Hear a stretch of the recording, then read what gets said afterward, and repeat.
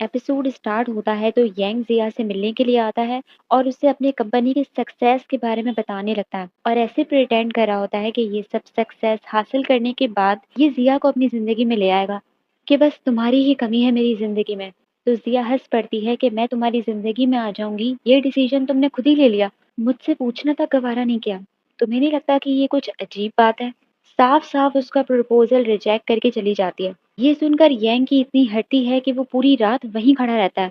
इसकी ego hurt हो जाती है और जिया चुपके से लियान के रूम में आती है तो वो उसी कॉन्ट्रैक्ट की सोचों में गुम होता है। तो वो चुपके से आकर उसे हक कर लेती है। लियान इस बात का आदी नहीं होता कि कोई भी उसके रूम में ऐसे आ जाए, तो जिया की इस हरकत पर थोड़ा हैरान हो रहा होता है। तो जिया कहती है कि मैं तुम्हारी गर्लफ्रेंड हूँ, अब मुझे रूम में आने से पहले नॉक करने की जरूरत तो नहीं है ना, या अगर तुम्हें अच्छा नहीं लगा तो मैं नहीं आऊंगी। ये सुनते ही लियान फौरन सीधा हो जाता है और कहता है कि नहीं नहीं, अब मैं यूज टू हो चुका हूँ, मगर अगर मैं कपड़े बदल रहा होता तो। क्या कहती है कि तो क्या, मैं तुम्हें देख लेती। ये सुनकर वो शौक हो जाता है, शर्माने लगता है। इसीलिए वो पूछने लगती है कि अच्छा बताओ कि तुम इतना परेशान क्यों हो। तो ये वही कॉन्ट्रैक्ट वाली बात इससे शेयर करता है कि जिया इस हवाले से इससे कोई बात नहीं कर रहा है, ना ही इसकी कॉल उठा रहा है। तो ये इसे मशवरा देती है कि अगर वो बात नहीं कर रहा है तो तुम जाकर उससे खुद मिल लो और डायरेक्ट उससे इस हवाले से बात करो। तो ये सुनकर वो खुश हो जाता है कि तुमसे बात करके मुझे सुकून मिल जाता है, मगर जिया की सुई वही कपड़े वाली बात पे अटकी हुई होती है कि तुम्हें कपड़े बदलता हुआ दिखना चाहती थी मैं। तो वो फिर से शौक हो जाता है। तो ये देखकर जिया मुंह बनाकर चली जाती है कि तुम बिल्कुल रोमांटिक नहीं हो, मैं शावर लेने जा रही हूँ। तो वो भी उसके पीछे पीछे जाने लगता है जब उसे उसकी बात समझ आती है। दूसरी ही तरफ जिया जब अपना दिमाग लगाता है तो तब जाकर वो लियान के वो डायरेक्टर बनने वाले कॉन्ट्रैक्ट पर मान जाता है कि अगर लियान की जिंदगी में सक्सेस होगी तो उससे इसका ही फायदा होगा। अब लियान आज जो भी कुछ है वो अपने टैलेंट की वजह से है, मगर जिया कह रहा होता है कि नहीं, वो जो कुछ भी है वो मेरे सिखाने की वजह से है, मैंने इसको इतना ट्रेन किया। जब मैं एक लियान बना सकता हूँ तो मैं कहीं और बना सकता हूँ। इसके दिमाग में ये प्लान चल रहा होता है कि अब मैं किसी और लड़के को पकड़ के इतना ही ट्रेन कर दूंगा ताकि उसको भी इसी तरह यूज कर सकूं। अब लियान जिया के पास आकर वही कॉन्ट्रैक्ट की बात करता है और उसे साफ साफ कह देता है कि ये पोजीशन तो तुम डिजर्व करते हो, मुझे वैसे भी ऐसी रूटीन वाली जॉब्स नहीं पसंद, मगर ये जबरदस्ती करके इसे मना ही लेता है। लियान को असल में प्रॉब्लम ये हो रही होती है कि इनकी टीम टूट जाएगी, ये टीम बन के काम नहीं कर पाएंगे। तो जिया कहता है कि कोई बात नहीं, तुम हमसे ऐसे ही मिलने आते रहना, वैसे भी मैं तुम्हारा मैनेजर हूं ना। और वहां जिया बायमू का चैप्टर फुल टाइम क्लोज कर देती है, उसे आकर साफ साफ कह देती है कि तुम्हें अपने आप को इस डिप्रेशन से खुद ही बाहर निकालना है। और इसके ग्रैंडफादर की बहुत तारीफें करती है इसके सामने, वो तुम्हारे लिए इतना कुछ कर रहे हैं मगर तुम उनके लिए क्या कर रहे हो, डर के छुप कर बैठे हो, तुम्हें अपने आप को खुद मजबूत करना होगा। और कह के चली जाती है कि ये हमारी लास्ट मुलाकात है और अगर कभी हम मिले तो मैं यही चाहूंगी कि तुम बिल्कुल ठीक हो चुके हो। जिया की बातें इसे काफी लगती हैं कि हाँ वो ठीक ही कह रही है, ये खुद अपने आप को इस सिचुएशन से बाहर नहीं निकाल पा रहा।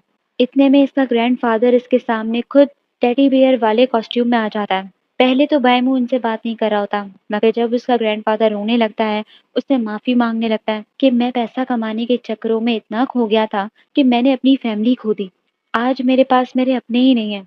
ये सारी बातें सुनकर बायमू का दिल भी पिघल जाता है, वो अपने ग्रैंडफादर को गले से लगा लेता है। इसके ग्रैंडफादर को इससे सबसे ज्यादा मोहब्बत होती है कि अब मैं सिर्फ तुम्हें खुश देखना चाहता हूँ। ऐसे ही इन दोनों के आपस के मसले सॉल्व हो जाते हैं और ये देखकर जिया को भी सुकून मिल जाता है।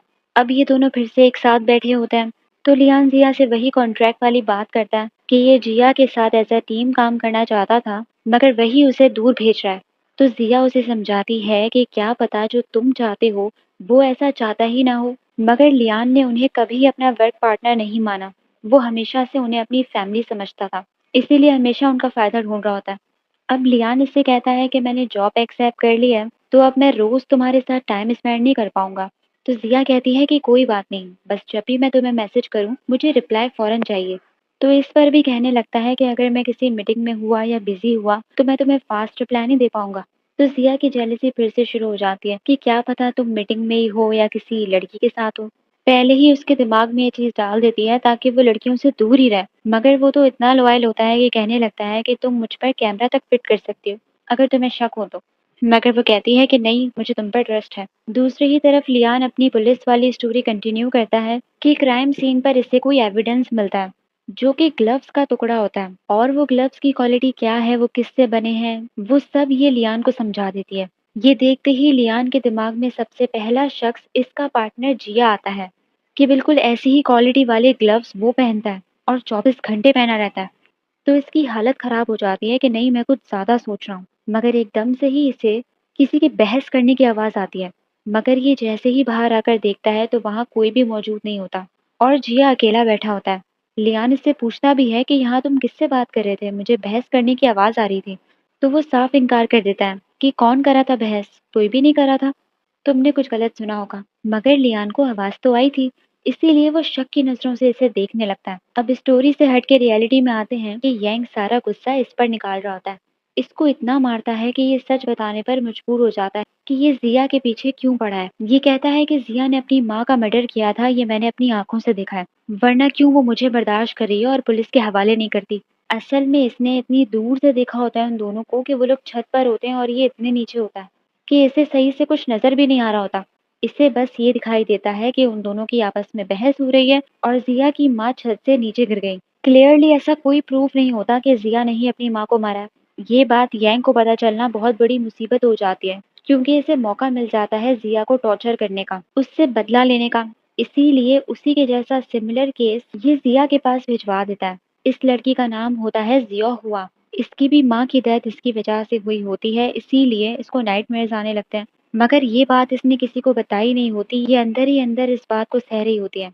मगर शायद ये बात यंग को मालूम थी, इसीलिए वो जानबूझकर यही केस जिया के पास भिजवाता है ताकि उसके जख्म ताज़ा हो। मगर ये लड़की सिर्फ जिया पर ही भरोसा करके उसे अपना सीक्रेट बता देती है कि पहले ये बहुत ही बदतमीज और बिगड़े हुए बच्चे होते हैं ना, बिल्कुल वैसी थी कि इसकी माँ बीमार होती है और घर में इसे अपने साथ रोक रही होती है। मगर ये अपनी माँ की बातों को सीरियस नहीं लेती और एंजॉय करने के लिए, पार्टियां करने के लिए चली जाती है। मगर जब वापस आती है तब तक बहुत देर हो जाती है और इसकी माँ की डेथ हो चुकी होती है। इसीलिए तब से ये अपने आप को कसूरवार समझने लगती है कि इसकी वजह से इसकी माँ की डेथ हुई। ये सुन के जिया के भी जख्म ताज़ा होने लगते हैं और यहीं एपिसोड खत्म हो जाता है। तो आप लोग मुझे बताइए आप लोग को एपिसोड कैसी लगी। लाइक कीजिए, सब्सक्राइब कीजिए और कमेंट भी कर लीजिए। Thank you so much.